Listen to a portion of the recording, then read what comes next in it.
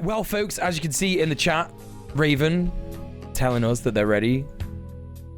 So I am going to give them a ring, and then we will jump straight into it. So, folks, getting a guest on the stream, it's not going to be like most other streams. It's going to be hard for me to keep in touch with chat, but please do not let that stop you from chatting away.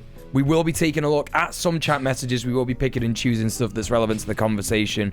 And later on, I will be asking if anyone's got any questions that they want to ask Raven or myself regarding what we've been talking about. Hello. Hi. Right, I'm going to get rid of these tunes because whenever I have tunes on in the background, yeah, it always ends up being pretty bad.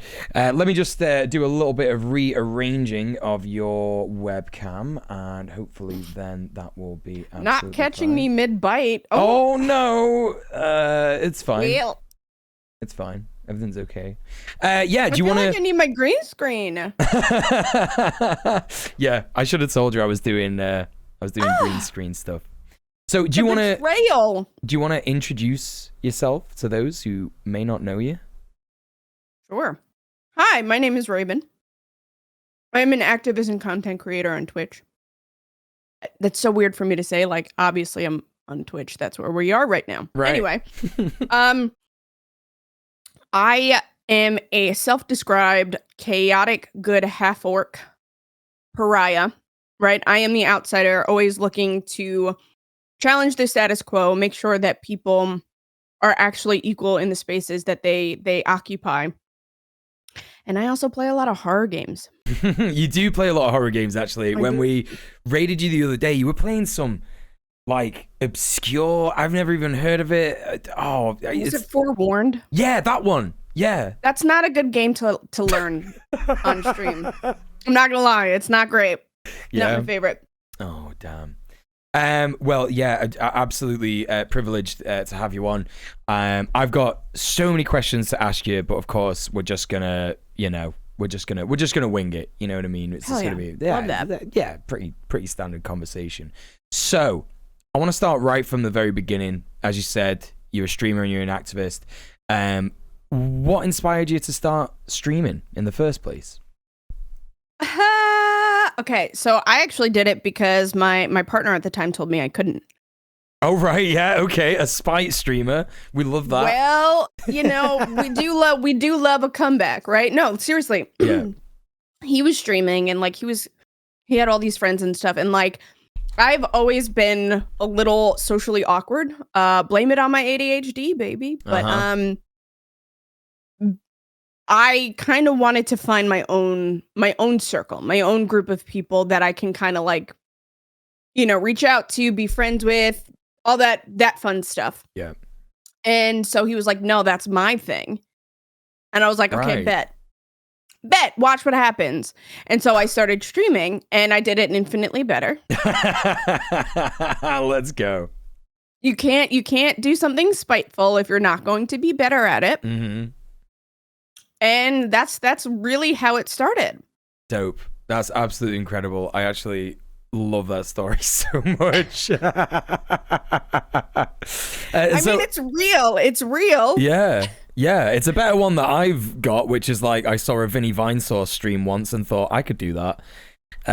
You know, one of the, you know, so much better than my origin story. So how long ago was that then? When did you start streaming? 2015. October. Okay. Yep. October 2015. Sweet. Wow. Yeah. Wow. That's been a hot ass minute. Yeah. That's so weird as well. It's literally, I've been streaming for about a similar amount of time. That's crazy. Yeah. So I've had guests on. I've had one of my good friends, Suspenders, a black woman. She streams on Twitch. We've spoke about what it's like before to be a black woman on Twitch in a gaming space. So some of my audience know about that, but do you want to just for those who don't know, just give us a kind of idea, like for example, the next question I want to ask you is, how soon did you find out that Twitch had a hostile environment towards marginalized people? Very early on. Right.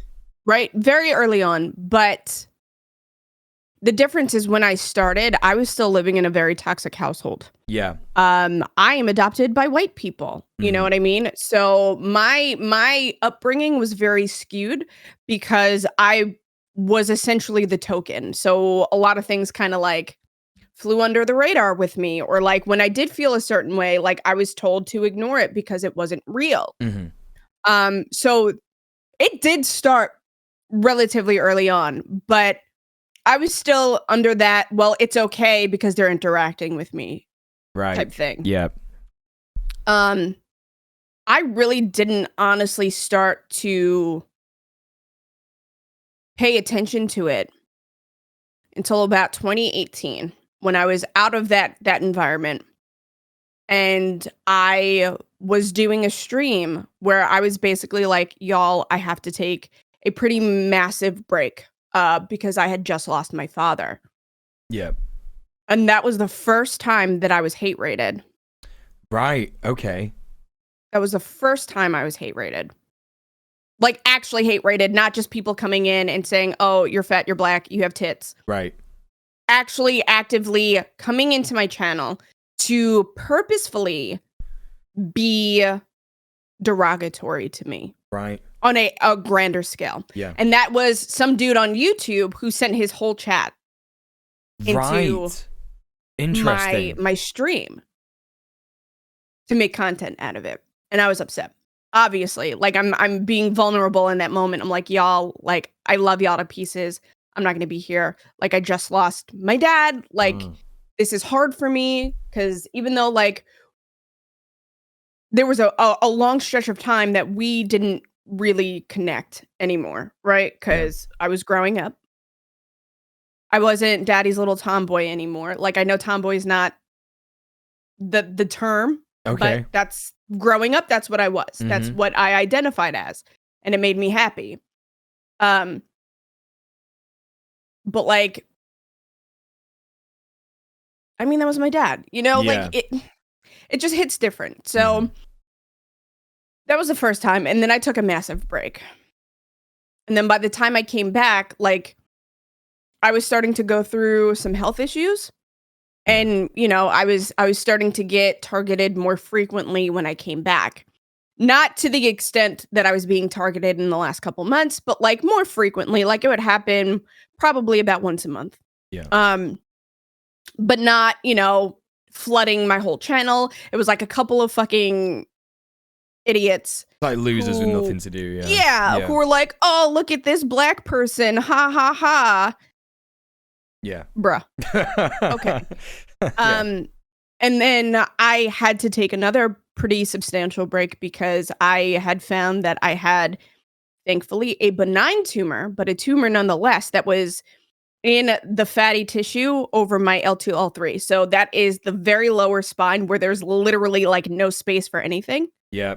Yeah. That's nothing easy to go through at all. That's not. Yeah.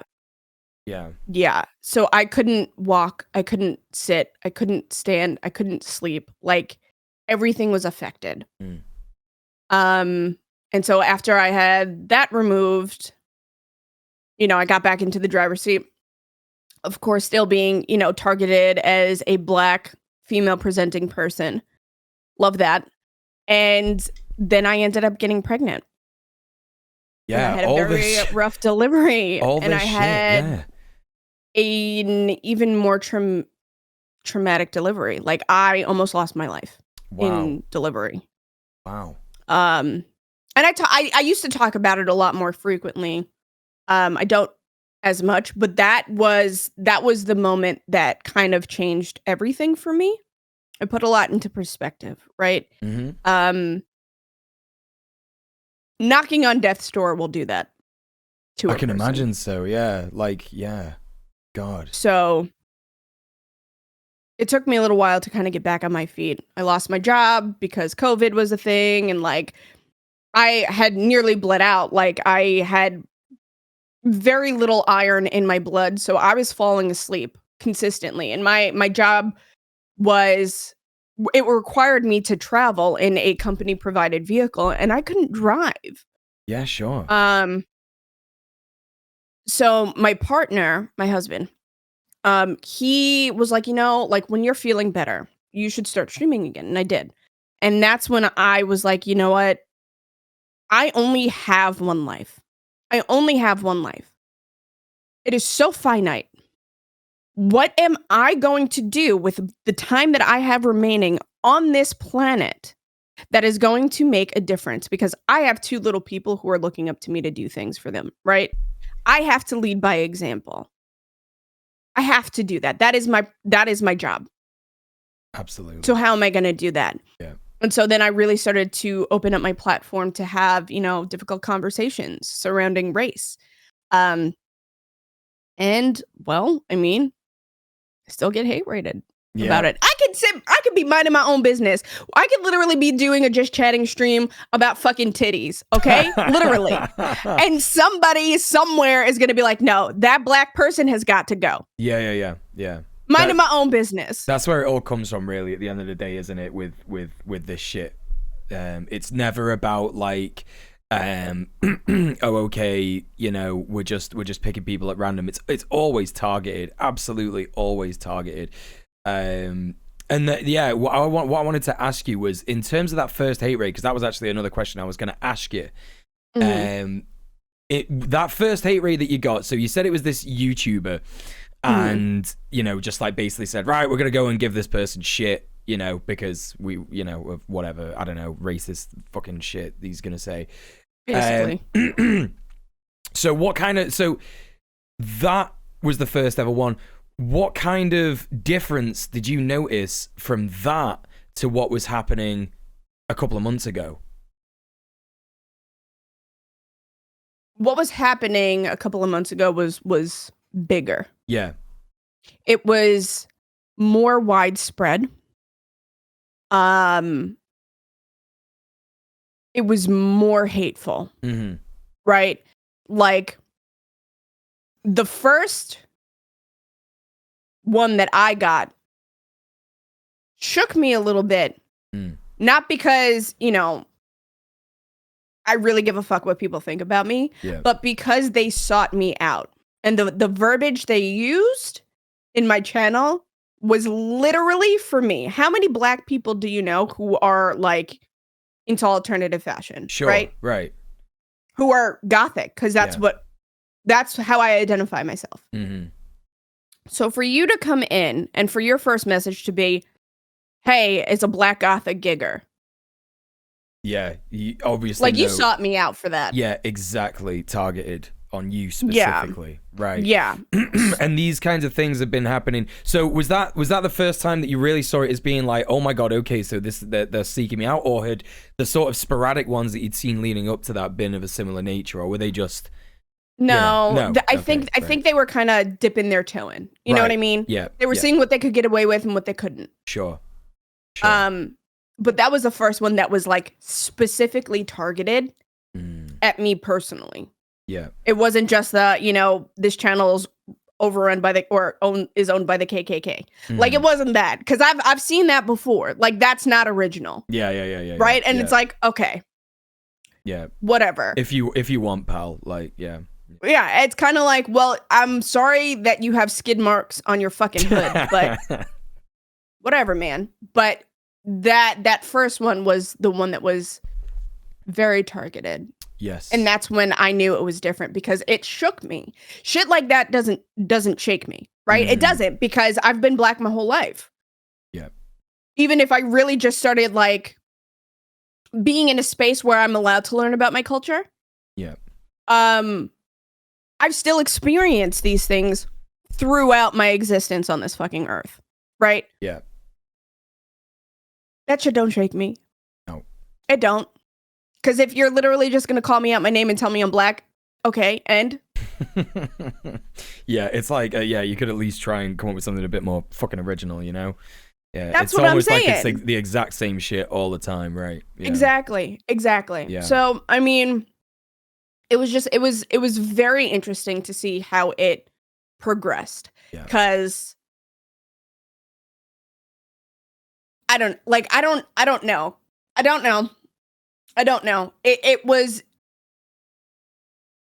It just took me aback. It took me back, and it was like, wow, like you really went out of your way. Mm-hmm. Absolutely. I can see that. 100%. And so after that first one, because as you said, you know, when you had these sporadic ones, you're used to it, you know the score, like it's one of those things. When it became personally targeted to you, how did that make you feel? I was upset.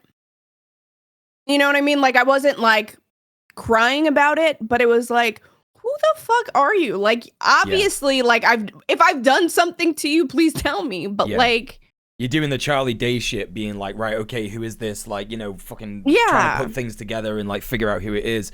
Yeah. Absolutely. And it felt unnerving. It was uncomfortable. Obviously, it wasn't enough to get me to stop because here we are. Yeah. But fuck him. it was unnerving. So, after that first one that really unnerved you and, you know, made you sort of double take, how long from then, you know, did that start like a process of daily things? Because I specifically remember when I first saw the hashtag, I remember checking out the video that you did regarding what happened, and you were there saying like, come on, you know, you aren't gonna fucking stop this. You think you're gonna fucking stop me from streaming and stuff like that. So it looked like you were already dealing with this like a lot before you started the hashtag. Did you start it straight away, or did it happen a few more times before you thought, right, I need to say something about this? So it happened. I put that shit out on Twitter, and that kind of garnered some traction. And basically, it was like, y'all, like, don't tell me that you don't see the shit. Like, don't tell me you don't see it, because that's a lie. And then a week later, literally a week later. So it was one Friday, and then the next Friday. That's when they came in and they're like, yo, it's a KKK takeover. And I was like, oh my God, y'all are boring. You're boring. Yeah. So I had clipped that and I shared that. And then the day after is when I started seeing more of that from other marginalized creators. And that's when I was like, oh no, baby, no. Twitch got to do better. Yeah. Okay. Yeah, that makes sense. Yeah, because like I guess it's one of those things. It's like, I guess I kind of get that if people are going to come into my chat and attack me for my individuality, for my queerness or whatever, right? Like whatever, you know, it's just one of those things. But as soon as they start to go after other people, I fully empathize with that, because then it becomes like, well, no, you don't get to do that. Do you know what I mean? Exactly. So, and like, so I remember straight away looking at that, and we talked about it. Maybe not as much as we should have done, but I definitely spoke about it on stream, and we watched the video of that happening, and we spoke about it. But then, you know, the kind of discourse I started seeing on Twitter was like really, really fucked. I mean, obviously it's Twitter. But I want to just kind of get an idea of what was the initial response that you had, because we could see it. You know, to me, it was easy to see. It was like, this is rough. Like, this shouldn't be happening. This is like super targeted. Like, they are genuinely trying to remove, you know, black creators, trans creators, queer creators, you know, just any marginalized person who isn't white, you know, cishet and white, from the platform, you know. So you could see pretty easy that it was a bad thing. What was the kind of feedback that you got initially from Twitter? Because I imagine then it kind of felt like falling off a log, like you just couldn't control it, right? Yeah. So I mean, it got way bigger than I had anticipated. Yeah.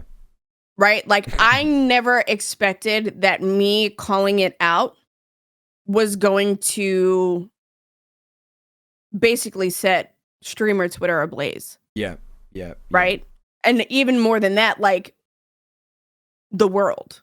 Well, yeah, I got here in the background like a fucking BBC article, you know, from across over here, like, you know, talking about hate raids. Like, this is you, you know? Yeah. Like, I did not anticipate any of that happening. And once it did start to get called out, you know, obviously the hate raids escalated. Yeah. They escalated. more people were getting hit because they were being vocal about supporting, Twitch do better and holding Twitch accountable for something that they may not have intentionally done, but are responsible for. Yeah. And that's, when the severity of things really increased as well. People were being doxxed, myself included, like there have been active threats against my life. It's fucked. It's so fucked. I mean, okay. Yeah. Like, I don't know what to tell you. I'm sorry that you are that unhappy with being called out and doing all these things that you want for clout, but you're not going to show your face to get the clout that you're so, desperately seeking. Yeah. It's bizarre. It's bizarre. It's kind of like, what is your whole deal regarding this? Like, what do you think? You're like, okay, right, so now you're gonna go and do death threats. It's all cowardly bullshit. It's that same kind of fascist mentality of like, oh, I'm definitely stronger and better than all these people that I see as subhuman, but actually when it comes down to it, I'm a fucking coward. It's embarrassing, really. Yeah, so that's super fucked. And like in terms of like the streamer community, because I was seeing all sorts of stuff. It was actually like stressing me out seeing, the kind of we spoke about this before when we were doing the sound check. We were speaking about how like, big streamers just didn't give a fuck apart from like maybe one. Yeah. And smaller streamers, now not small streamers, I'm not talking like, streamers in our community or like streamers that know us and stuff like that. But in terms of like, there were like streamers who had just started streaming who were like giving you shit and giving other people shit about this stuff. And it's so fucked. It's like, who these people think they are. Like, they don't even know anyone in the community. These were like people I'd never heard of before. They like, 5 viewer Andes, just got affiliate, and they're giving it the big legs. Like, no, you shouldn't be doing this. Like it's what do they call it when you're a bad ally? Tone policing? It's like tone policing, right? Or whatever. But maybe not tone policing in the sense that like, oh, you shouldn't be saying this because people are gonna think you're a bad person. But it was like, don't say this because it's gonna make things worse. I guess that is tone policing, right? It was more of a, you're not going to do anything. So why are you even trying? Yeah. I'm sorry, but I don't have time for that defeatist mentality. I don't. I got shit to do with my day. Yep. And if you're going to call me out, be constructive about it. Because if you're just going to call me out to be a bitter ass Betty, fuck off. Yeah. That is what like the majority of it was about, really, I think. And there is like this fucking absurd idea that pessimism is a good thing to do, like, and I'm sick of that. One of my good friends, a regular guest on here, Thema Sophie, always talking about how being positive is literally the best way to do activism, because if you're sat there and going, well, okay, we're gonna do something, but like maybe nothing will change, then you're setting yourself up to fail already. It's like going out, trying to find whatever, I don't know, let's say that you're going like foraging in the woods for mushrooms and you're like, we're not going to find any mushrooms.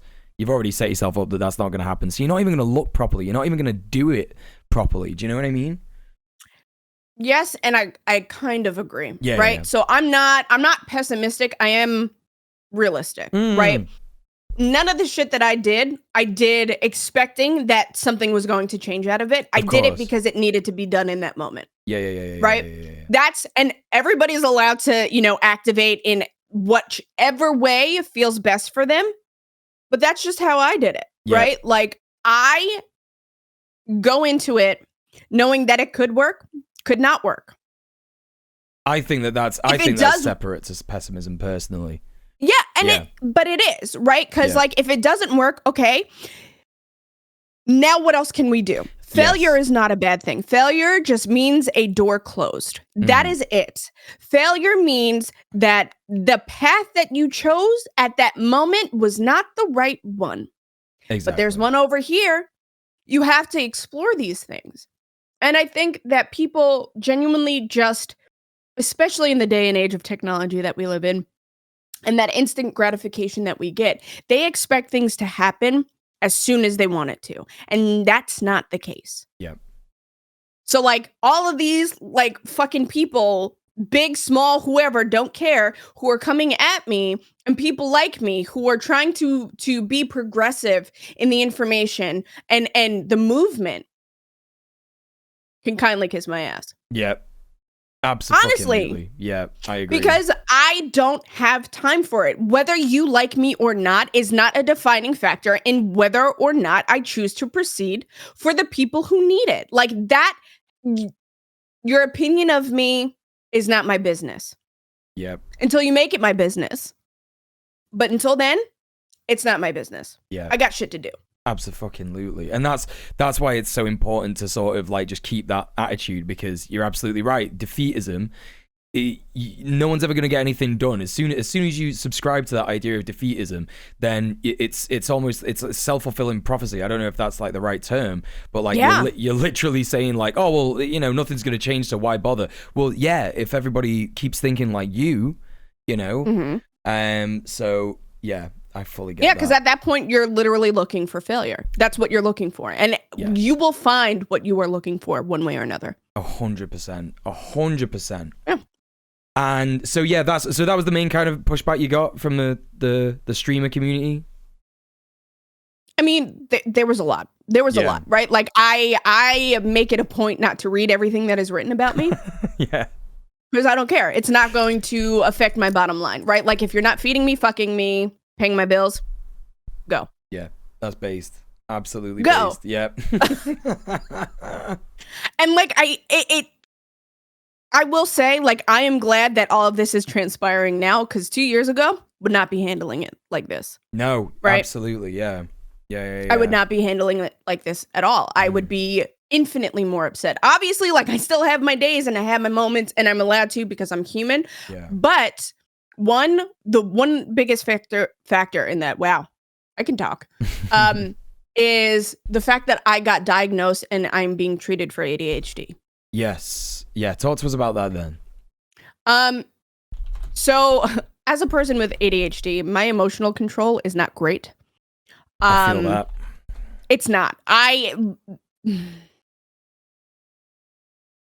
I'm not trying to take away from anybody with any mental illness, but I have been told that I could possibly be bipolar, like dissociative identity disorder. Like, people have told me these things because my mood swings and the way I shut down over simple things is so broad. Yeah.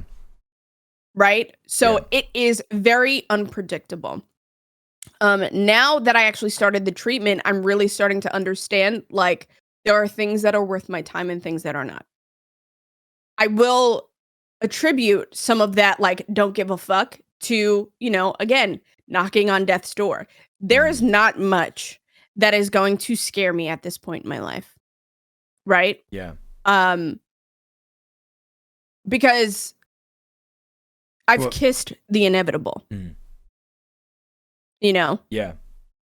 And that's huge. That's it like, is. It's fucking, I don't even have the words to describe it.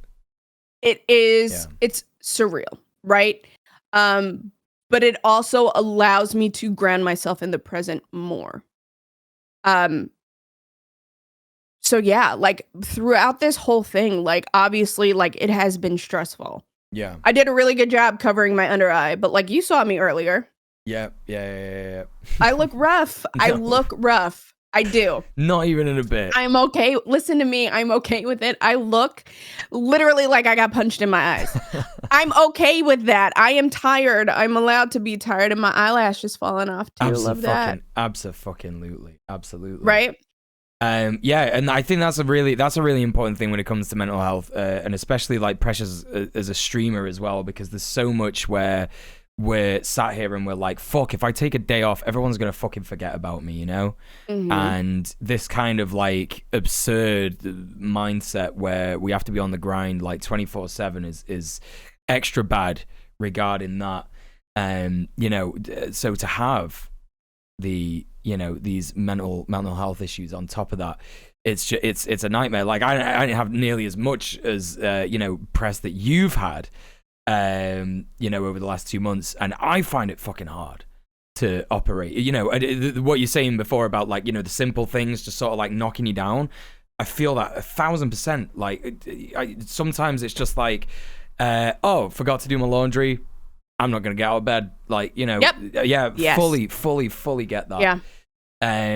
It's really really fucked. It really can be. It really can be. And like, I don't think that. Well, I mean, because we're in the age now where we're actually starting to learn more about mental illness, and like on the surface, like ADHD is not being able to sit still, not being able to focus. They don't talk about like, the rejection sensitive dysphoria. They don't talk about your lack of emotional control. They don't talk about how specifically people with ADHD really feel imposter syndrome. Yeah. Like there are a lot of things that live in comorbidity with ADHD. And like the more I'm starting to discover, the more I'm like, well, shit. And did you get a bunch of that from all the press and stuff? What, the ADHD stuff? No, like the what do you call it? Imposter syndrome? I think that, oh God, I'm gonna cry.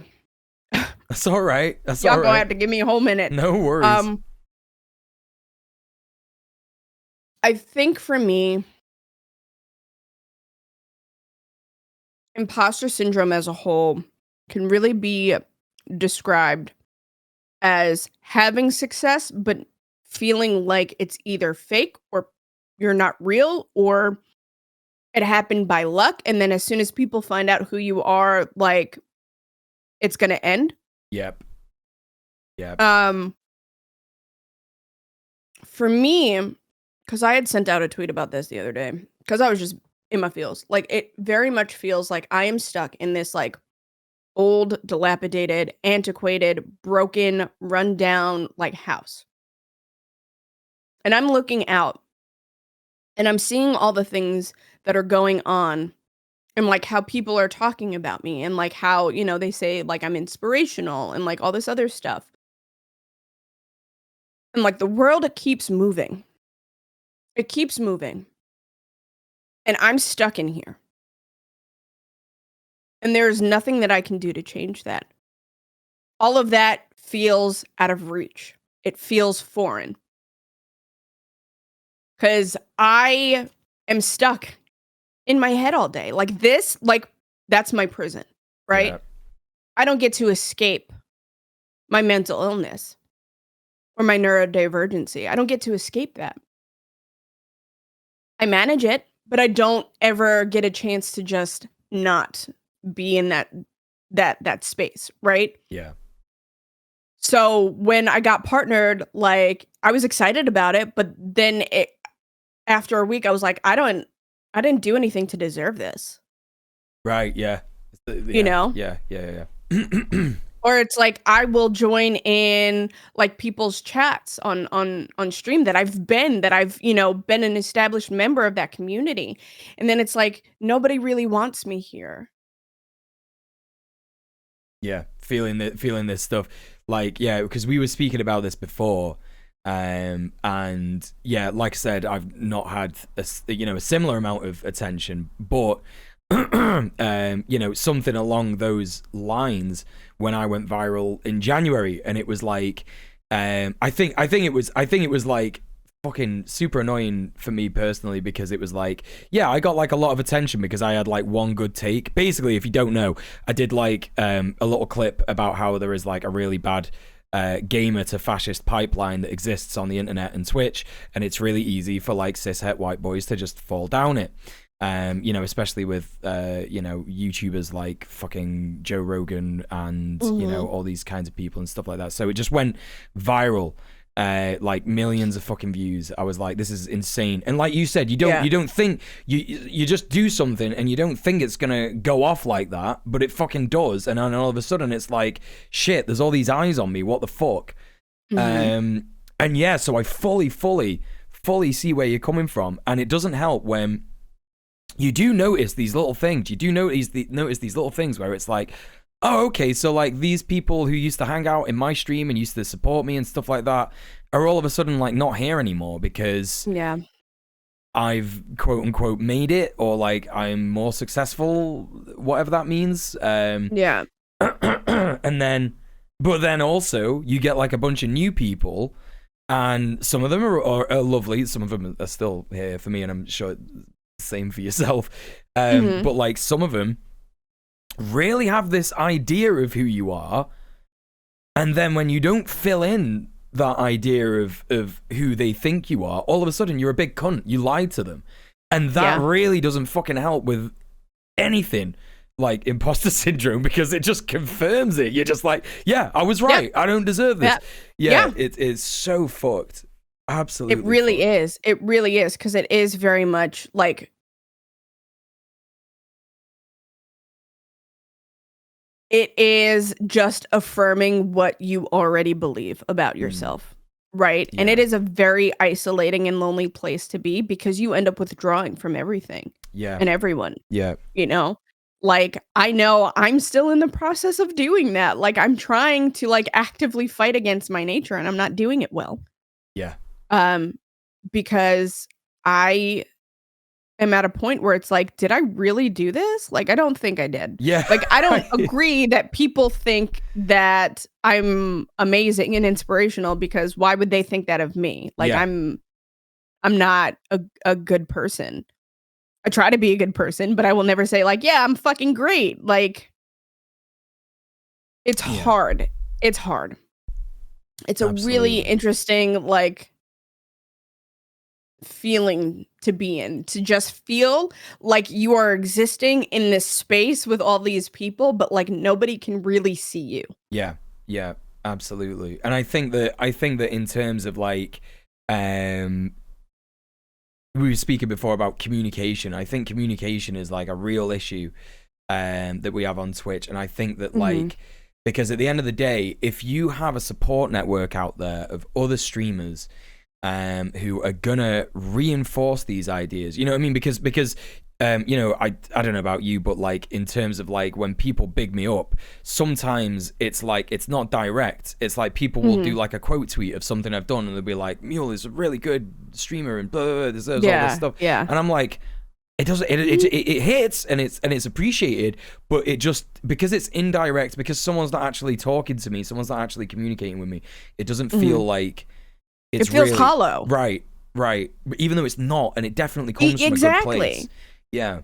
It's not at the expense of anybody else. Like, it's us in that situation, and that's how we're processing it. And like, I've even said that before, like, you know, even people I know and love and like have been friends with for a while will say things to me, and I'm like,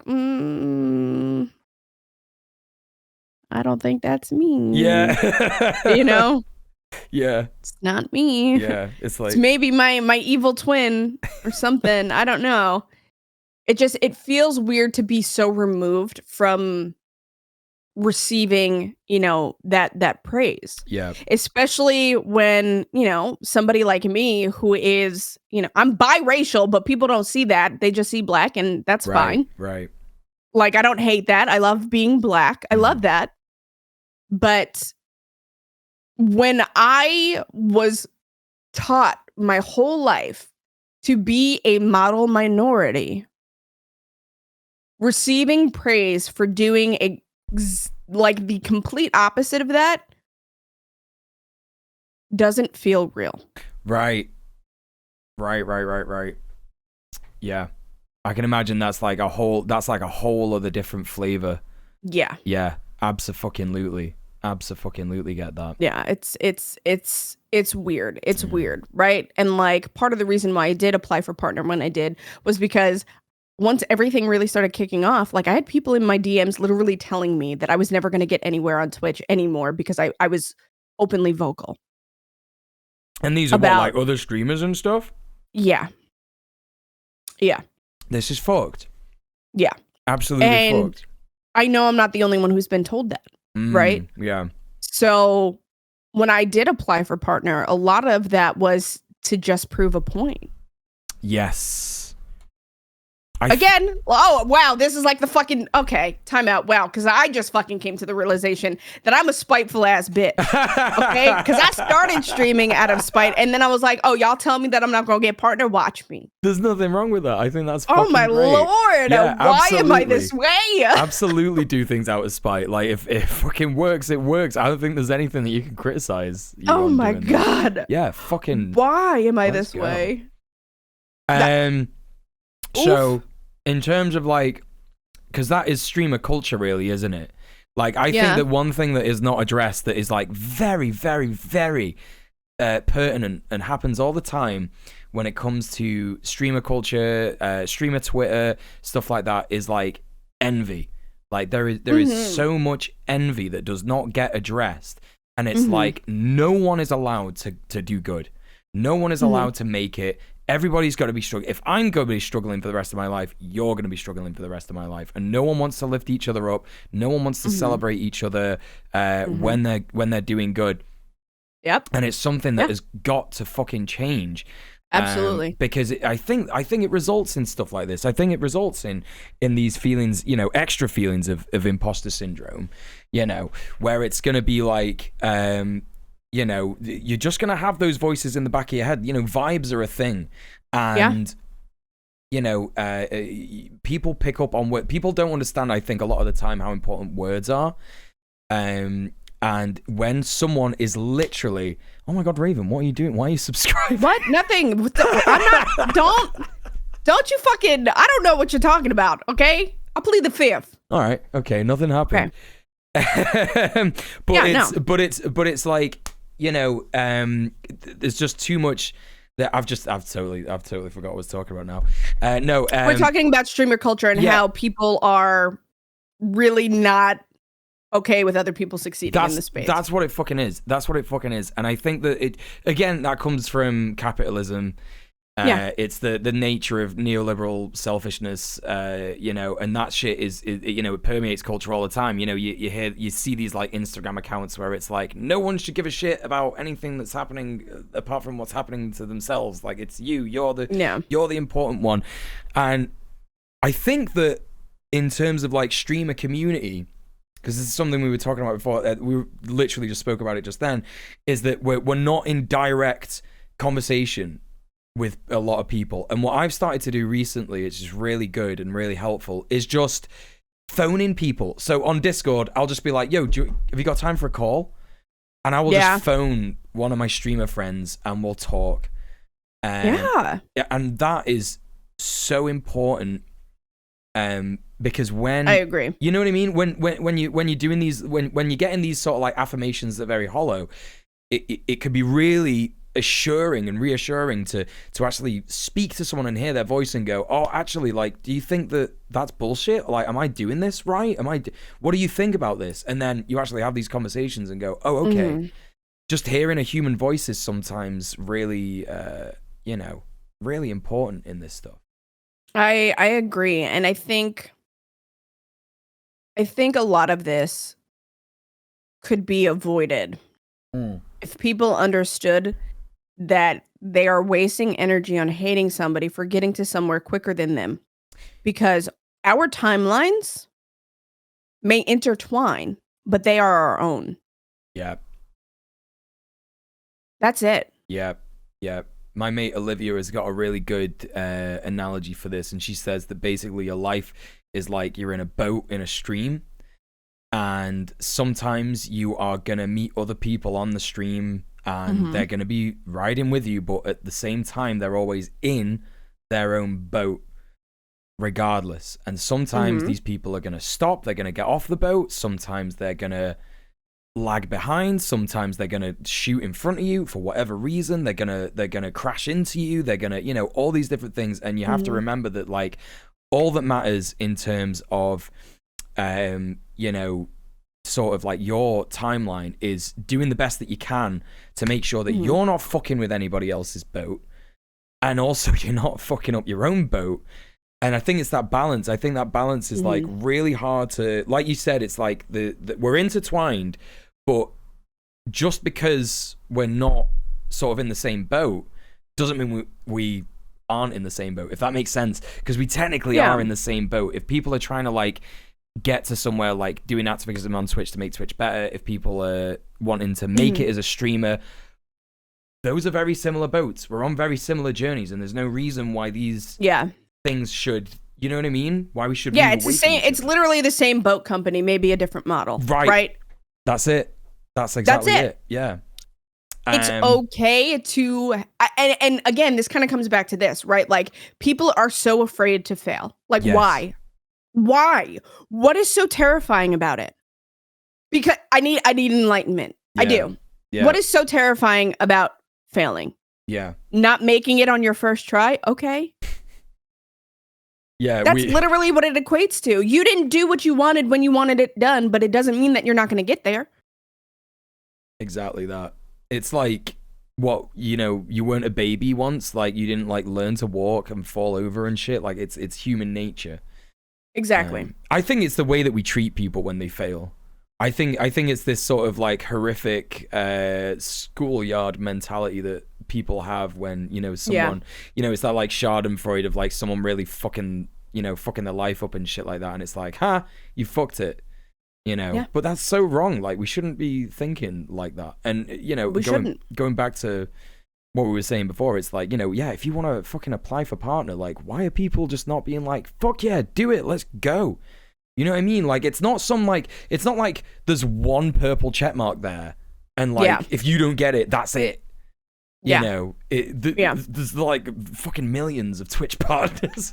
Yeah, exactly. And it is jealousy and white fragility. Oh yeah, are a hell of a drug.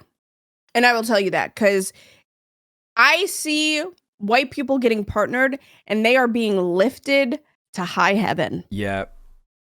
As soon as you get a black person or a person of color or a, you know, non-cisgender queer person, the world ends. Yeah.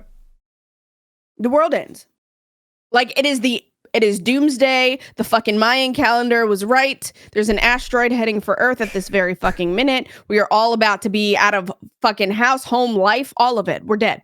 So did you have like specific sort of stuff talking about, you know, who you are and like your race and stuff when it came to applying for partner and shit? Yes. Oh my God. Yeah. Well, I can imagine that. Do you know what? That's a bit of a fucking stupid question, but like, tell us about that. So basically, a lot of it was I'm a clout chaser. They compared me to Zombie. I don't know if you know about the whole Zombie kill situation. I do know. Okay. I do know Zombie, yeah. Which, unfortunately, like, I can see how people would have gotten that because her and I had gotten close at one point. Yeah. But when the shit happened, like, I want you to eat, not at my table, right? Like, I don't condone what you did. Yeah. I don't condone all the shit that's coming out. Like, you're going to have to figure it out. But that's really fucked because it's nothing like what happened there, right? Yeah. So I got compared to Zombie. I was told that I was literally just trying to profit off of Black trauma, that I didn't care about the people that I claimed to care about, that I was fake in, you know, my activism, that I'm fake in, you know, trying to make marginalized people better. I've had marginalized people tell me that I don't give a fuck about them because they wanted me to fight for something that was not pressing. I saw that. I remember that. Like, yes, discoverability is an issue, okay? Yeah. Sandra, I don't know your fucking name. Calm the fuck down. Yeah. Calm down. Like, my goal was not for discoverability right now. I don't want to be discovered when Twitch can't even fucking keep the creators that are being discovered safe. Yeah. Yeah. It's like the there's no logic to the argument. It's like, oh, you know, your silence on, you know, the genocide in Rwanda is deafening. You know what I mean? It's like, oh, what the fuck? Yeah. You know, I'm talking about this now. Yeah. Like, just because listen, I can't fucking speak on every bad thing and every unfair thing that is going on in the world right now. Yeah.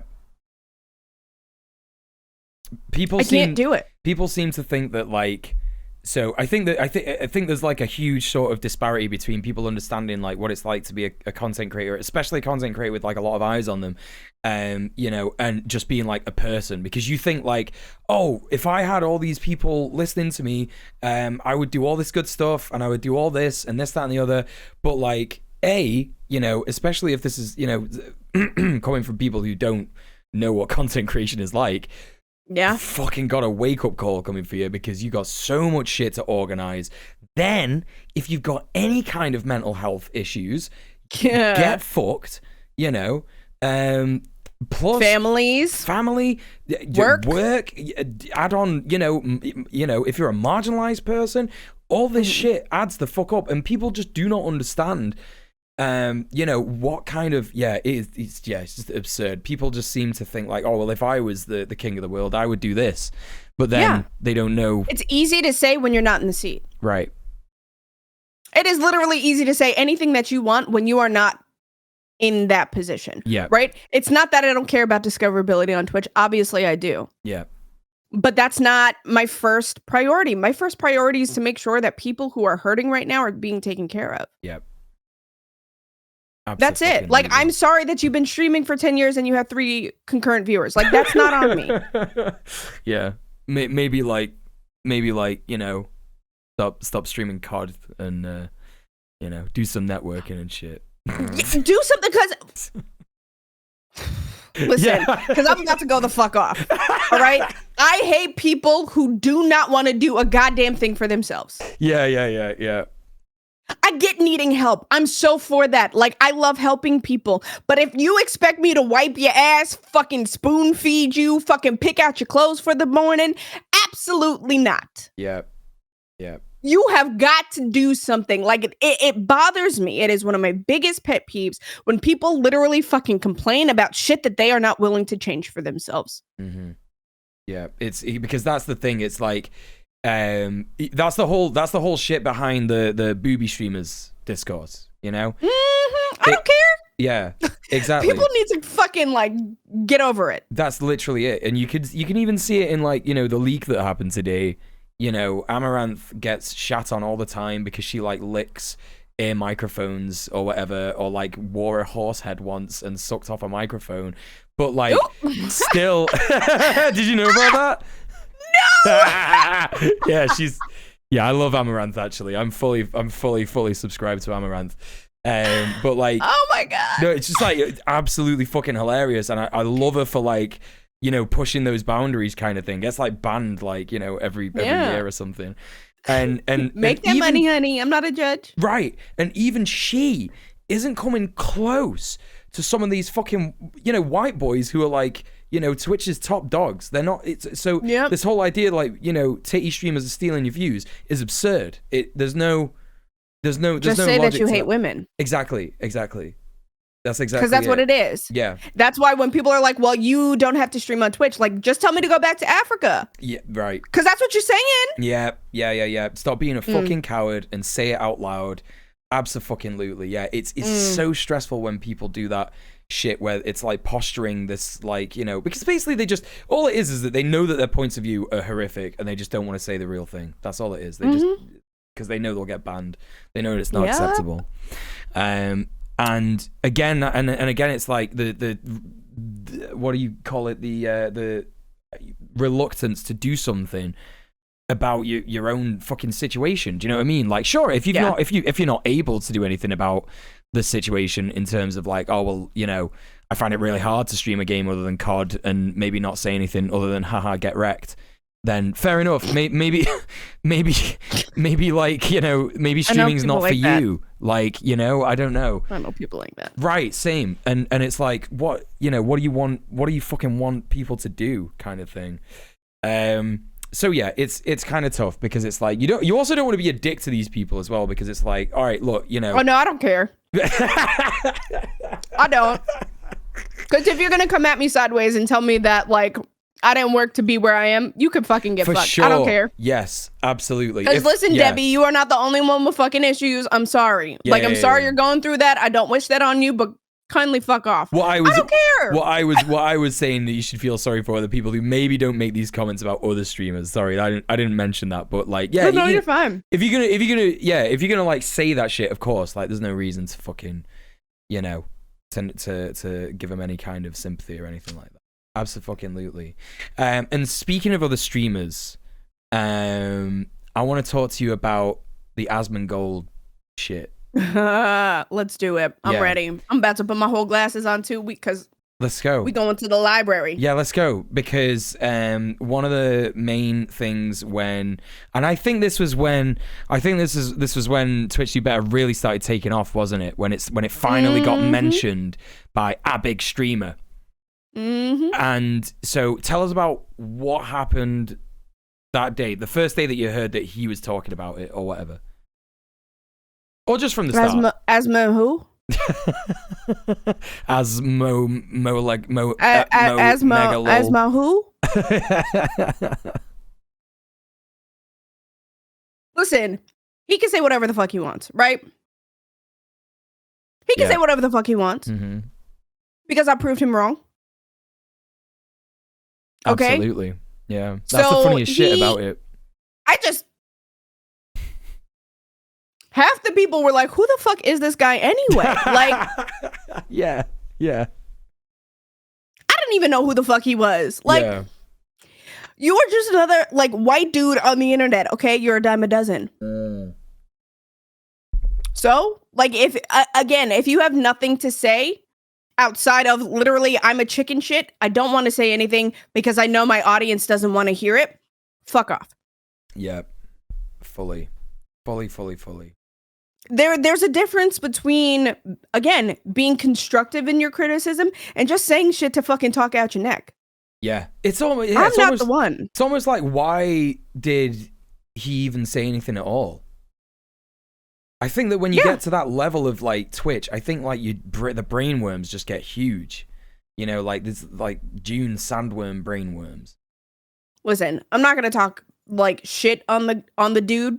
Yeah. I really want to be petty. Right? Like, I really do. Yeah. But I can only go off of what was said. And what was said was chalked up to him not wanting to say shit about anything and wanting to have other people to back him up in case he did.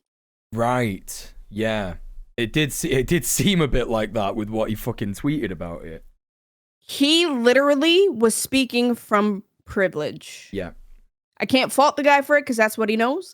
But there comes a point in time where you have to understand that that's where you're coming from and just shut the fuck up. Yeah. Because you made yourself look stupid. Go ahead, tell me I'm a nobody now, motherfucker. I swear to God. Tell me I'm a nobody now. Guess I guess those 20 viewer Andys were good, actually. You know. Oh yeah, no, because I had quote tweeted something that he said. And I was like, something about like, you know, oh, I'm a nobody. And then like all his fucking buddies were like, oh, well, you know, you needed some white dude to make you famous. I was like, you know, he's not going to fuck you, right? That's it. And then apparently he deleted his account. Don't come at me like that. It's so fucking weird. It's just so fucking weird why he even sort of mentioned it. And the thing is that like I knew who Asmongold was.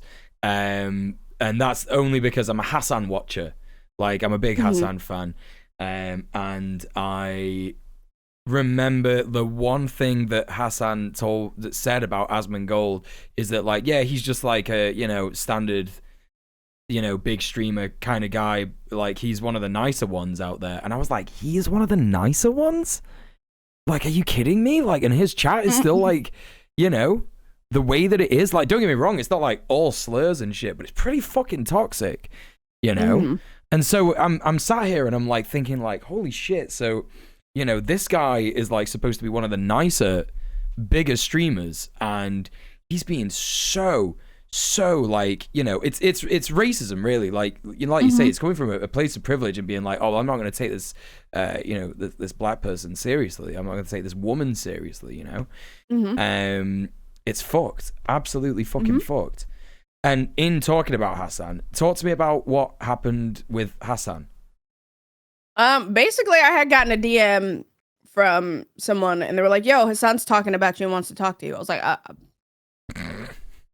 "What?" And I'm like, "Huh?" Yeah. So I went into his chat, and he's like, "Yeah," he's like, "Fucking come jump on here." Everybody's like, "Yo, Raven's here, Raven's here, Raven's here," and then he was like, "Yeah." So we ended up talking about the whole Twitch Do Better thing, which was interesting, and I was not ready for. Yeah, for But sure. he's a very nice person. Like, he's a nice dude, and like I was really grateful that he was one of the bigger streamers who was actually using his platform to talk out against, you know, some of the shit that was going on. Yeah.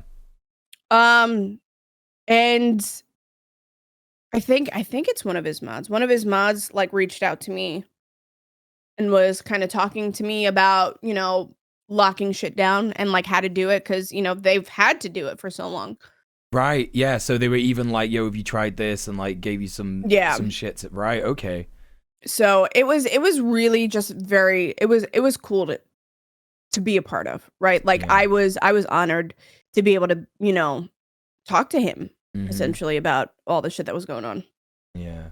Yeah, because it's like, and that just goes to show like how fucking easy it is, and that's why it's so depressing. See, for me personally, like I was buzzing when I saw that he got you on, because I was like, great, you know, like, because I'm a fucking Hassan simp, obviously, so I'm like, yeah, our streamer, let's go. But then like, it actually depressed the fuck out of me, because if that's how easy it is to do something like that, when you have a 40k fucking chat, and there's all these other fucking 40k Andys who are just like not talking about it, you know, fucking being a prick about it, you know, that was a depressing moment. You know, it's depressing that like just going on Hassan's stream was like so good, because it's simply that easy. I think everybody forgets that about streamers as well. I think people are just like, oh yeah, well, you know, they're a big streamer now, so they can't do stuff like that. But no, you can get on Discord and you can speak to someone. Yeah. You know what I mean? It's actually easy. It's still just a guy in a room. Yeah. You know? Yeah. It's still just a person. Yeah.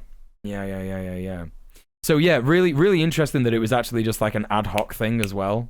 And was just like, what were you doing? I literally just got a DM and they were like, "Yo, Hassan's talking about it, wants to talk to you." I was like, "Excuse me, what were you doing at the time?" I was in the middle of trying to get dinner ready. I was in the middle of trying to feed these little tiny hellion that I call my children. And like my husband was home, was like, "Babe, Hassan Abi wants to talk to me." He's like, "What?" I was like, "Yeah, I'll be back. Can you finish dinner?" He's like, "Yeah, I guess so." Yeah. What was he saying about that? Did he know who Hassan was? Yeah, yeah. We watch a lot of we did watch a lot of the Young Turks. Right.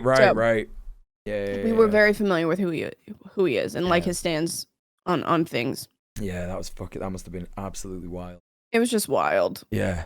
I was like, who am I? Who the fuck am I? Who actually am I? Please, because I don't know anymore. Yeah.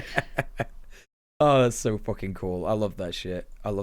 And it's that easy, you know, like it's that easy to like platform, you know, someone who, you know, this is like, it's the whole Joe Rogan thing again, you know, it's like, oh, right, okay, well, I'm just gonna like fucking, you know, act like a centrist, and I'm gonna platform all these like white supremacists and actually not platform any fucking left-wingers, like, or like people, not even left-wingers, this isn't even like a politics issue, this is like, you know, a simply like, I want things to be safe kind of thing, you know, so like, in terms of, well, what I would say is like, you know, platforming bad people and platforming good people, like you could see that like you're a good person and you can see that you're fighting for what is right, and it's like, it's actually very easy to platform someone who is fighting for what is right and is a good person.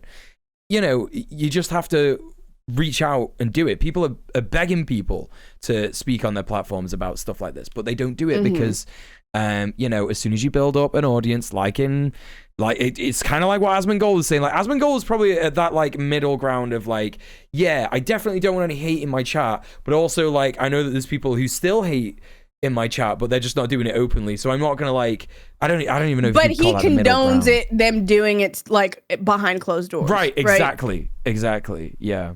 You're not a good person. Yes. That's it. That's why I don't even want to call it a middle ground, because it's not even a middle. Yeah, no, or like being, it is the middle ground, and the middle ground is bad. Yeah, no. Yeah, so that's just how like easy it is to platform someone who has these ideas. It's not like people are running away going, no, I don't want to be part of this. It's just absurd. Yeah, I agree. So in terms of what has happened now, I have this headline in the background here. I've had it the whole time. We've not even spoke about it. But in terms of these new tools that Twitch has brought out to fight hate raids, said that a bit funny as well. Hate raids. What exactly? What do you think? What do you think? What do you think about what they've done? Because they've added these sort of like I don't know what you call it, parameters. I've actually just done it today in my chat because I'd seen it, but I didn't really know what it was about. And they got these little sort of like, okay, well, now someone can't chat in your stream unless they've got email verification. If they've not got email verification, they have to have had an account older than a week. What do you think about all that? I like it because it gives the creators power back, right? So I think it's a good business move. You know what I mean? I think it's a good business move because at that point you can say that you are instilling gates, but they're not permanent gates, right? They are very customizable. Yes. So I think that's good. I know that I implemented them as soon as I heard it. Yeah. Right? Like, and I was crying doing so because like we've been fighting for stuff like this for what feels like forever. Yeah. Right? Because it's only been vocal and out in the open on such a massive scale recently. Yeah. But we've been talking about this for years. Mm-hmm. I know my numbers dropped. Right. I'm okay with that. Uh-huh.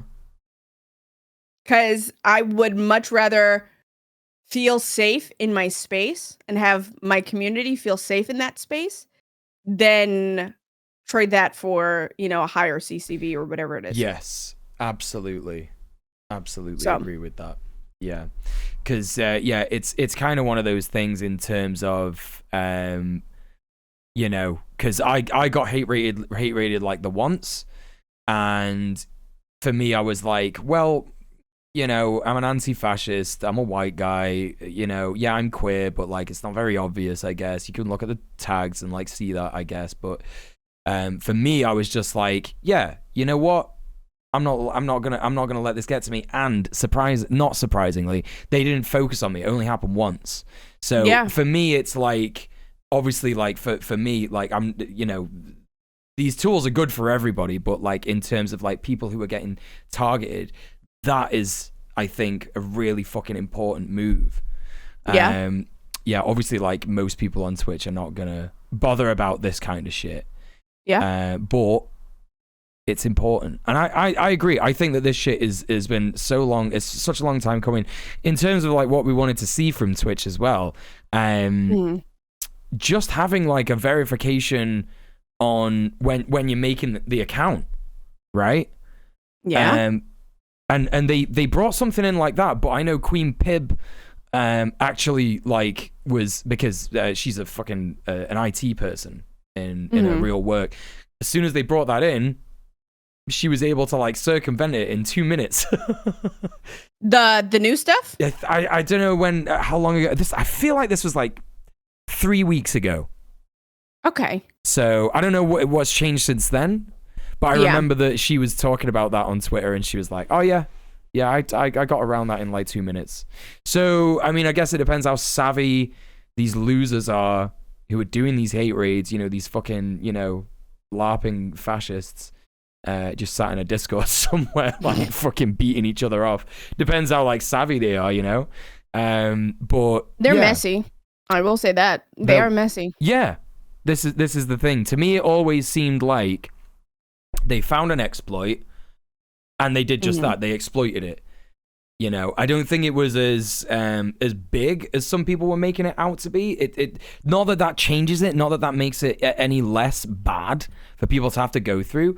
But I definitely, because being an anti-fascist, I know that like fascism is like a dying breed. Like it's trying to have a resurgency. It's in its fucking death throes. But in terms of like these people who are like sat there in their crusty basements, just being hateful. It's not as organized as people make out, kind of thing. Mm-hmm. Like, do you have anything to add with that? I just think they're messy. Yeah. I just think they're messy. I think they think that they're untouchable, and that's fine. But they're not. Mm-hmm. They're not. Yeah. Like, obviously, like, there are some things that I can't talk about because legally I have my own stuff going on with all of this. Yeah. But what I will say is that they're messy. Yeah. And I mean, everything comes to an end at some point. Mm-hmm. That's true. It could be tomorrow. It could be a year from now. It doesn't matter. Mm-hmm. Like, everything comes to an end at some point. And yeah, I mean, I know why they do these things. Like, Right. It doesn't make sense to me, but I get it, right? Yeah. And you can see, or rather, like, a dying animal squeals louder Yes. than a healthy one. Absolutely. Because it's almost like, so I always talk about, on my political streams, I always talk about how fascism as an idea is paper thin, right? So, as soon as you put it up under any kind of scrutiny, it falls down immediately. Everything, every single aspect of it, like the fucking nonsense about race, the nonsense about control and queerness and all this stuff, as soon as you put it up under any scrutiny, it falls down. The only reason why they're having a resurgency now is because talking heads, conservative talking heads, Republican talking heads, right-wing talking heads are sort of like doing this thing where they just don't actually say what they're doing. It's all dog whistles and like fucking Jedi mind tricks and shit like that. You know what I mean? It's just all basically lying, basically like saying, oh, well, this is actually why I don't like it, rather than just like, yeah, I've been led to believe that, like, I'm superior to any other race. But I know that will actually fall down immediately as soon as you point out the fact that, like, I would get literally put in a gas chamber as soon as the Nazis took over. Do you know what I mean? Like, because they would take one look at me and go, yeah, inferior, degenerate, see you later. So it's one of those, right? So I talk about that a lot, and you're so damn fucking right in that that's why they squeal loud, because it's almost like it's like okay, so if you imagine, like, the ideology is the animal, so fascism is the animal, and it's already dying. So as soon as a soul inhabits that animal and it's already dying, that's why these fucking losers are being so loud about it, because they're like, shit, I know that this is fucked. So, I've got to be loud and annoying about it and make everybody's life shit. Yeah, I think that's a really, really good, way to put it, to be honest. I'm not, like, I think they think that they are scarier than they are. Absolutely. Like... Not saying that they haven't done actual harm to people, right? Because they have. Like, and sometimes the harm that is done you can't see. Yes. But I don't think they anticipated on the community coming together and being as strong as we were. No. As we are. There's been a lot of support. There's been a lot of trading of information in terms of, laws, the legality of things, especially when, it is suspected that one of them are overseas. Like, we have really come together to really try to help people in their time of need being affected on this platform, because Twitch is literally just a reflection of society. Right. Yeah. So we're doing the best we can with what we got. And I'm bored. They're boring. That's a really, really powerful point, actually, that Twitch is a reflection of society. Yeah. That's so fucking true. Absolutely fucking based. Yeah. Yeah, definitely. Because it's like, it's not really, you do see these, like, sort of like, it's funny you say that, because the main issue on Twitch are people who, make a lot of money and don't speak about what's wrong in the world and don't do anything to fight that, and simply just reap the benefits of being as fucking basic as possible, I guess you could call it. And that's the same in the real world. I guess Twitch is the real world at the end of the day. I think it's easy to forget that, but yeah, it's so based. Yeah, I absolutely love that. I'm fucking using that. I hope you don't mind.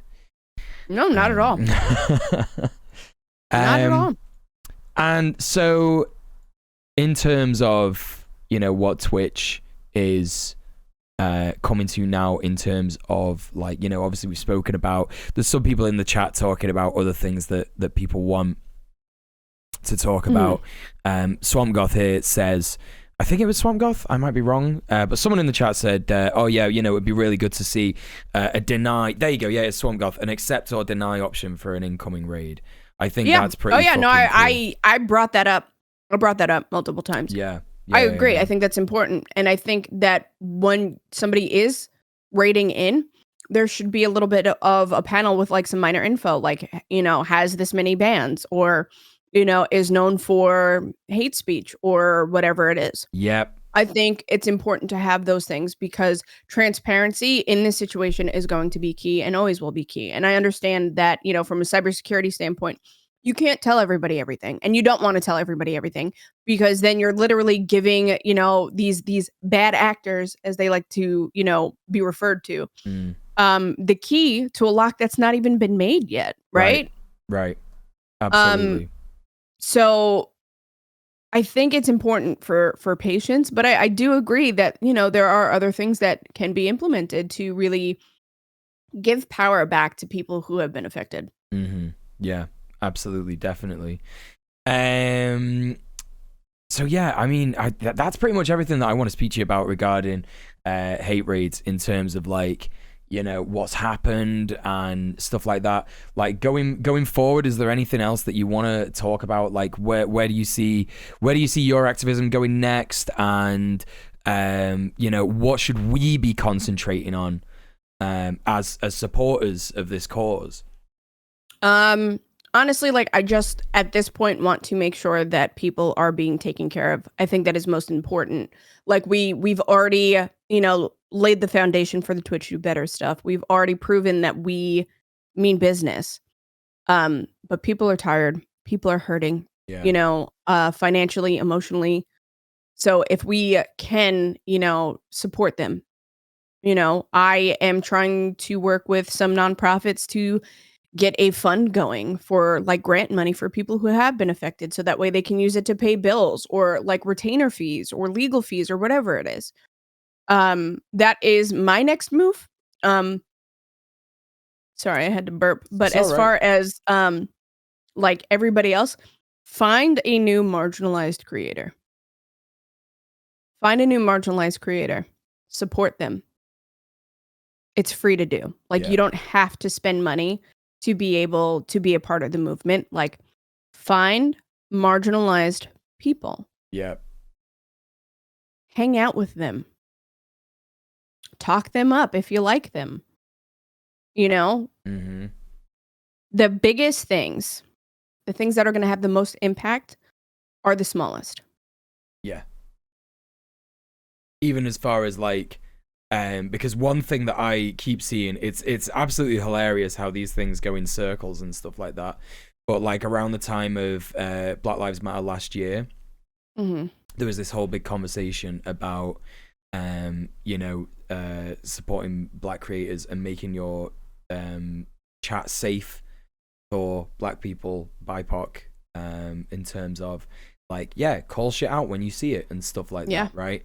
And there's all this hubbub about it, but then 5 months down the line, I just kind of stops. You kind of stop seeing that.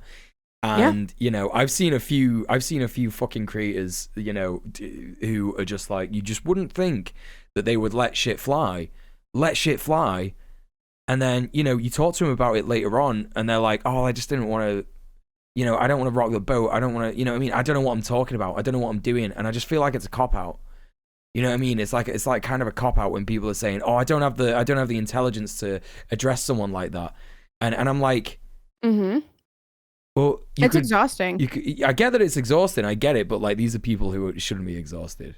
Well, I'm saying so it's exhausting to see. Oh, right, right. Exhausting to see. Like, Yeah, no, yeah, y'all should be fucking talking about this shit. Okay, like if y'all claim that you're allies, like you need to be talking about it. Yeah, because ally is a verb. Yeah, and this is it. Like when it's funny because I get people on my stream all the time. Like I said, I had Suspenders on. In the chat, Babbling Goat, I had him on. We were talking to Babbling Goat about trans rights, and also I've spoken to multiple trans people, and I've spoken to multiple black people, BIPOC, about what to do as an ally, and it always comes back to the same thing, especially when it's related to Twitch. Just find a marginalized person and support them. Don't pretend. If it's a shit stream and you don't like it, don't pretend. That's absurd. But seek out people to make friends with, because at the end of the day, that's how easy it is. And also that's how easy it is to learn about the struggles of marginalized people. It really is. Yeah. It's so easy. So that's, it requires time and effort. That's it. Defo. And you're right. Ally is a verb. Yeah. And you've got to be fucking doing stuff all the fucking time. Yeah. So, is there anything that I've not mentioned that you wanna talk about? No. You're doing. We're gonna be friends though. That's it. Yeah, I want to be friends. I definitely want to be friends. You came in the stream the other week and we were already deciding we were going to be friends. Yeah, but no, we already did. We were twinning because we had the fucking Guinness class. That's right. I should have fucking brought that. Why do I not think? Why did you forget? What the fuck? Why? God damn it. Right? God. ADHD. What the fuck? Yeah. What the fuck, ADHD? Fired. Yeah, I'm done. I'm done with ADHD. It's fired. Yeah. I don't want this anymore. I feel that's so hard. Yeah. It's like,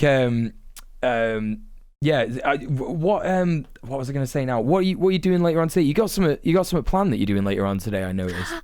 Yep. What are you doing? I'm going to be streaming some like little indie solo horror games. I'm either going to do, I think it's the Dread Collection. Yeah, that's really good. Is that a new one or is it just the one that they did?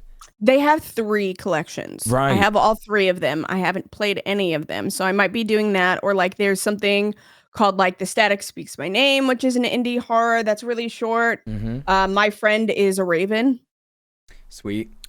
So we're going to do some really cute indie horror. Well, cute indie horror. Yep. Okay. I'm not tired. But that, and we are going to be talking more about ADHD and imposter syndrome, because I think it's important for, people to feel like they are not an outsider, even though their brain's telling them such, right? Because when I was like going down the rabbit hole with everything, and like I was like, oh my God, like this is exactly how I feel. Like I ugly cried because 1, that was exactly how I felt, but 2, it's refreshing to know that I'm not the only one with these neurodivergencies that are having similar, feelings and thoughts and stuff.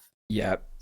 That solidarity is so fucking important, and I think that like, going forward, I think I'm gonna do my absolute best to get involved with communities. I think that's something I really want to see. I really want to see more streamers come into, because I feel like when we talked about before about like streamers not really communicating and stuff like that.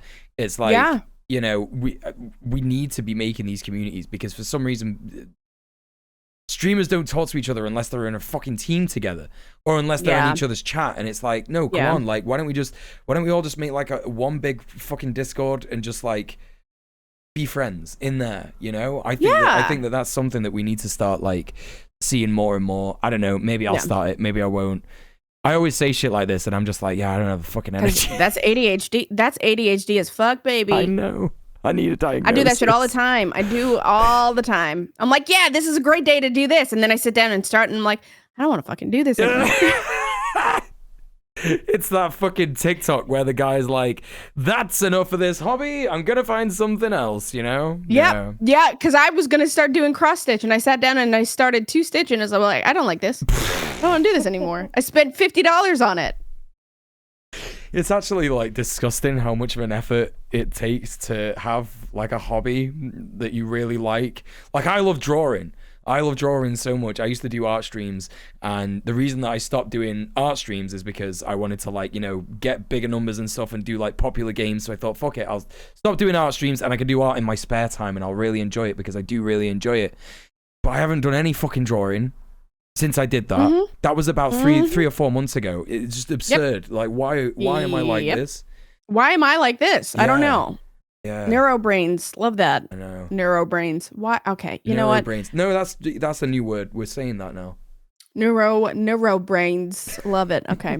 I'm sorry. Okay. So you're doing that later on, and yeah, folks, please go and show some love to RekItRaven if you're not already. Go and give her a follow. Yeah, do it. All sorts of awesome fucking games I've seen RekIt streaming. So yeah, you will not be disappointed. Please go and or you might be, and that's fine too. Yeah, whatever. Who cares? We don't care about what you think. Yeah. And what was I going to say? Yeah, chat. If you've got any kind of questions, if you want to ask any questions, if there's something that you've said in the chat that I've not seen, get it typed out, and we'll take a look at that. And also, don't mind me. I have to take my booster. Yeah. Get it done. Not a problem. Yeah, if anyone's got any meds that they've not taken today, that they've forgotten, get involved. Look after yourself. I'm sure Arkrat's got that self-care message that he loves to put in the chat, ready to go. If you want to chuck that in there, Arkrat. I'm just gonna get some. Pull some random ones from the chat that I saw before, and just talk about those. So Shafiq Mogg says, I recognize that dynamic so much from anti-racist work in queer communities, and I think that was in regards to when you were talking about how marginalized people had even come at you, saying that you're doing shit wrong, and like this listen, I just that's a lot to unpack. That's a lot to unpack. Right. It's like a Caitlyn Jenner moment. That's what that is. Right. For sure. That's what that is. And Super Sweet Boy says it's the expectation for people to have the perfect take on every subject all the time. Yeah, you genuinely can't expect people to have, to mention absolutely everything, because there are so many problems in our society. There are so many problems on Twitch. There are so many problems on all sorts of platforms. To expect that someone is going to cover all of them. And, even to have the goal to try and like call someone out because they haven't specifically mentioned a certain movement or a certain, marginalized group. It's just absurd. Like, what are you expecting to get, from that? Yeah. I agree. Hard agree. What else do we got?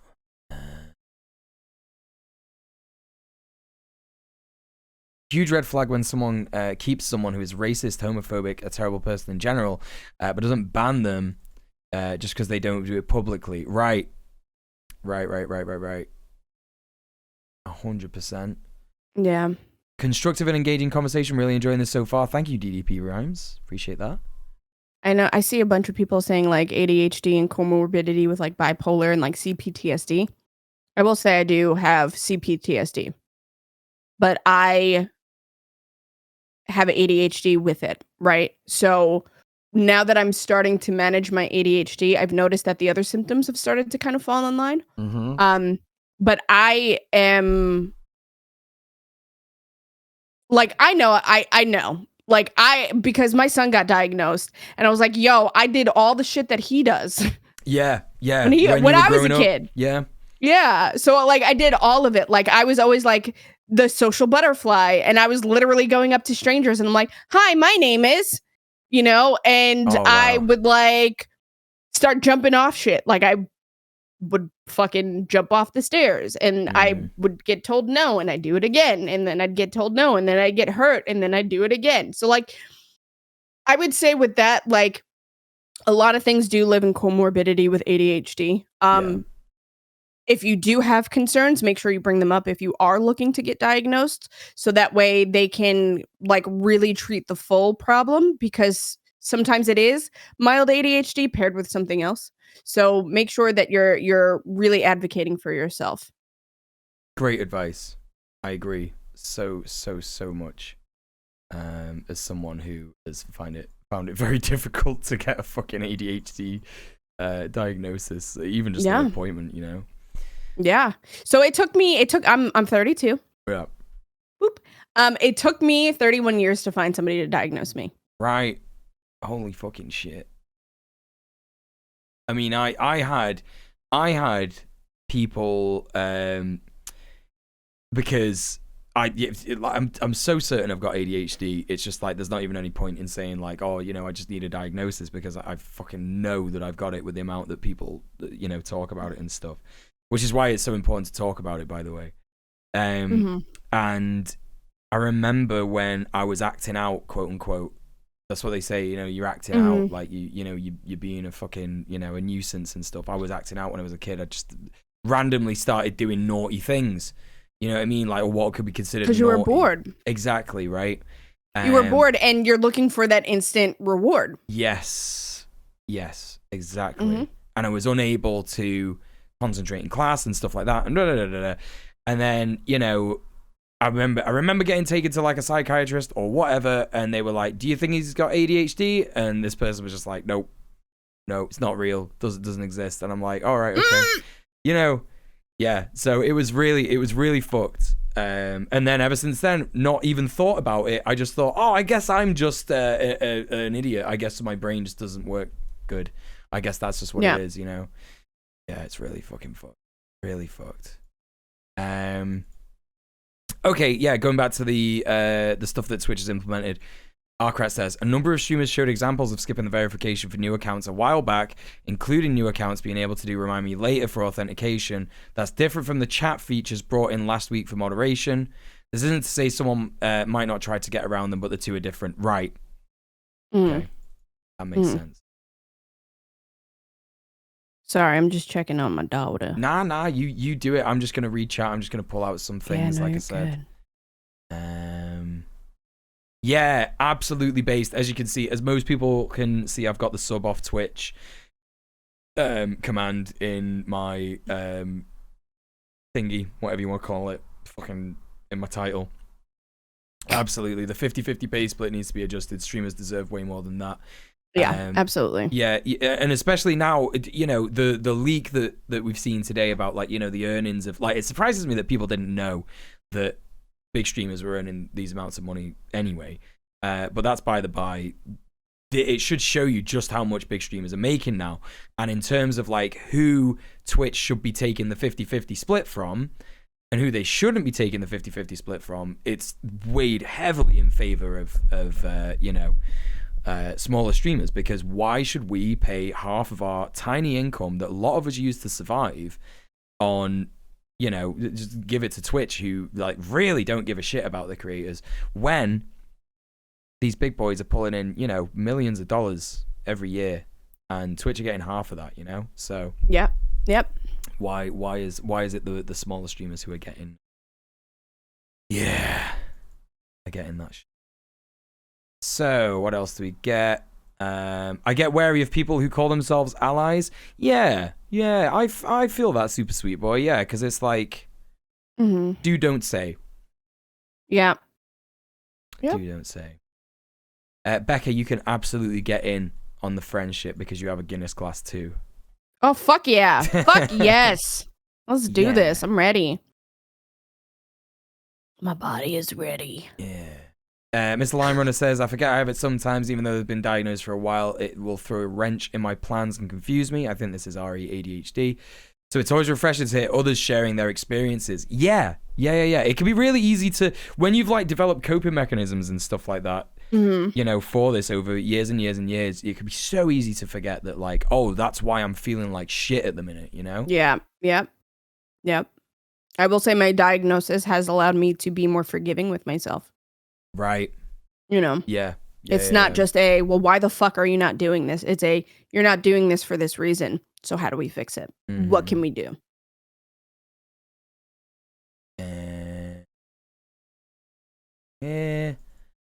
Yeah, you mentioned that about the CPT SD Mm-hmm. Simpsons. Yeah, very good. Very good point, Miss Rogers writes. What else do we got? Gosh, there's so much chat. Thank you so much for getting involved with the chat, folks. Yeah. I really appreciate that. Honestly, it's really good, especially when I've got a guest streamer and we're just chatting and not ignoring chat, but like not hitting chat. Pale Mint had something big, and then I'm probably gonna have to go because my daughter's about up. Yeah, that's okay. So let's take a look at that. So is it? Yeah, there you go. So 2 questions. Big addendum before I ask that though. Do you want to read it or shall I read it? I can. Wait, time out. Where we are. Where there's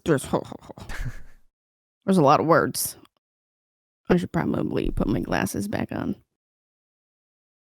But I won't. I see the questions. Yeah. Oh, big addendum before I ask though, that I mainly credit cool friends and queer black dark-skinned streamers to bring these to my horizons where I used to be quite ignorant. But you're not willfully ignorant, so that's a good thing. Yes. Okay, why do you believe, or who do you believe are lovely people with good takes on the persecution certain folks direct for and hate regard to dark-skinned brown folks and black women and femmes and non-men? Who's good to learn from? And what are your thoughts on there potentially not being enough to directly hurt Twitch by mobilizing to actively say your G Fuels and your Logitechs to look at these harrowing things and step in because, okay, we need you to look at what's going on. I don't stream and I never would get sponsored by companies. So that is a very difficult question to answer, right? Like I don't have answers for those, if I'm honest. A lot of it is surrounded by money. I don't always think that hitting Twitch in the pocket so directly is the best way to go. I think what a lot of people fail to understand is that reputation is a form of currency.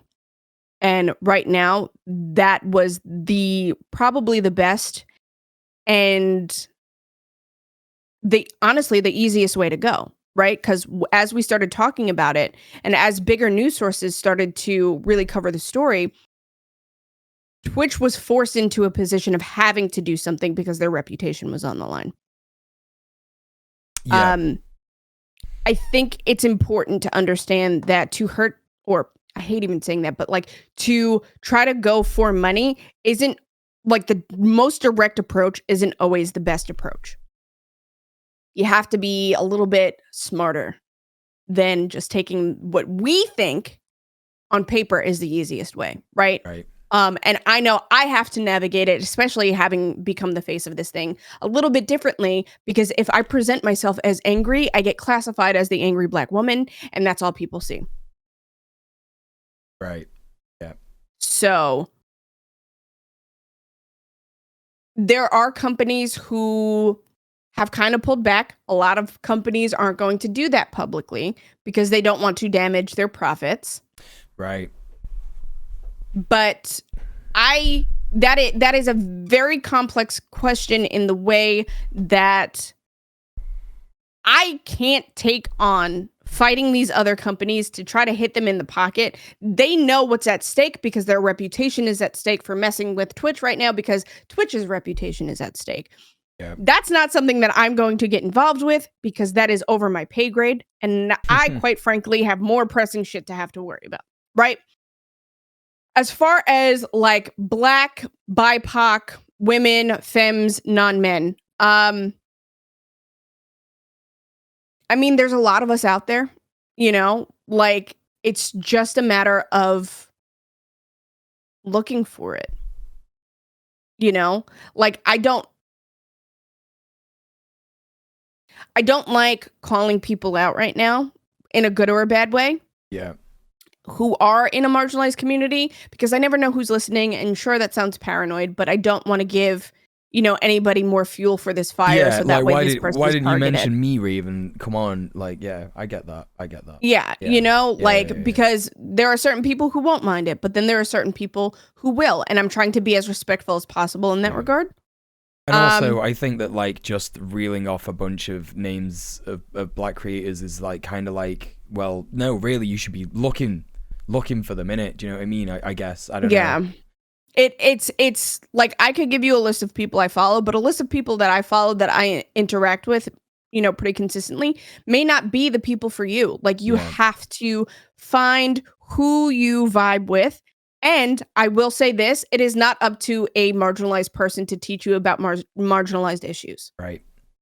It is not our job. Yeah. If we have the energy, we have the spoons to do it, cool, be respectful about it. But if you're like, hey, can I ask you why X, Y, and Z? And somebody says no, move on. There is a whole internet out there, right? And I don't want to discourage you from learning about these things, but there needs to be a sense of ownership, right? Like you have to be able to take on some of that motivation to learn about these things if you are looking to help and support these people, because it is not our job to educate you. Yeah. Exactly that. And I think that's where allies come in as well. Yeah. In that, like, allies, like, I am far more, able, I'm not going to be exhausted with, sort of like racism on an everyday basis. Do you know what I mean? So I'm more than willing to sit here and be like, right, okay, I can recommend you a bunch of fucking streamers to watch. Absolutely. That's not a fucking issue. And I think that really needs to be, I think a lot of allies do really need to, step up regarding that, because it's not on marginalized folks to do this, to be like, I could teach you all the things that I've taught everybody every day for like my entire life. Yeah exactly. Yeah, that's 100%. exactly what it is. And like, I'm not trying to be an asshole, but I am going to be very real with you. Yeah, I don't always have the spoons to talk about shit, and if you get upset with me for not having the spoons to talk about shit, you're not a fucking ally. Yep. Period. Exactly. It's part of the problem, really. If you're getting mad about someone not being able to talk about that. Yeah. So yeah, great. Listen, you got a daughter to go and sort out and stuff like that. It's been an absolute pleasure. Thank you so much for having me. I had fun. Oh, you're very welcome. Honestly, any fucking time, anytime. If you want to come back, if you want to talk about other stuff, just let me know. Hit me up in the DMs. I don't mind. Abso-fucking-lutely. And thanks so much again, because it takes a lot of spoons to actually just come on and talk about, even though I'm like giving you leading questions and stuff like that. It's still gonna take a lot, you know what I mean? Like, you said before you were nearly gonna cry, so I really appreciate that. You coming on and talking with us and stuff like that. But thank you so much. I'm gonna let you go. Hell yeah. I'm gonna go do things, and then I'm gonna sit down here again later and do things. And you're gonna do your cool stream playing the Dread X. I hope you have an excellent time playing that. It's really good. Thanks. Yeah. I appreciate you. All right. Bye, y'all. All right, Raven. Take it easy. Bye. Folks, there you have it. The wonderful, excellent RekItRaven. That was really fucking good, huh? How good was that? That was an excellent conversation. Oh, that was the wrong... Hang on. That was the wrong thing to get rid of.